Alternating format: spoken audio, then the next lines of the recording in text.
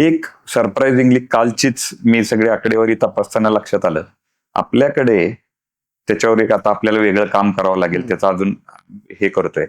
पुणे जिल्ह्याच्या ग्रामीण भागामध्ये 1 जानेवारी पासून 30 सप्टेंबर पर्यंत 18,024 लोकांना डॉग बाईट झालाय, म्हणजे कुत्र्यांत.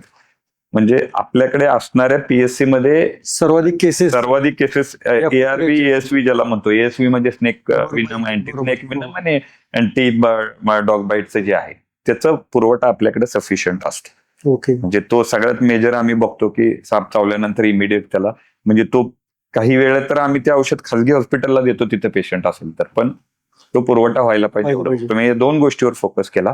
आणि आता मॉड्युलर ओटी आणि मॉड्युलर डिलिव्हरी रूम त्याच्यावर आपण काम करतोय की एकदम मॉड्युलर म्हणजे प्रायव्हेट हॉस्पिटल सारखं करायचा प्रयत्न आहे. पण त्याच्यामध्ये कोणत्या शस्त्रक्रिया होऊ शकतात?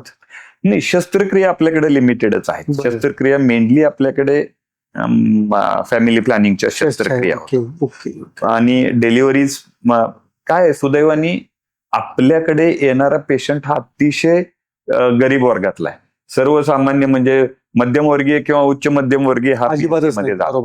म्हणून शासनाने आता सर्व फॅसिलिटीज फ्री दिलीत. आपल्याला आश्चर्य वाटेल की आता जर जे काही स्टॅटिस्टिक्स येत आहे त्यामध्ये हायेस्ट डायबेटिक्सचे पेशंट, म्हणजे ज्याला आपण NCD म्हणतो, नॉन कम्युनिकेबल डिसीजेस, त्यामध्ये बीपी आणि डायबेटीस हे 2 मेजर आजार आहेत.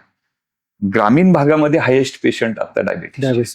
आणि रेग्युलरली काही पेशंट दर महिन्याच्या 1 तारखेला येऊन ते गोळ्या घेऊन जातात, ज्या टोटली फ्री आहेत.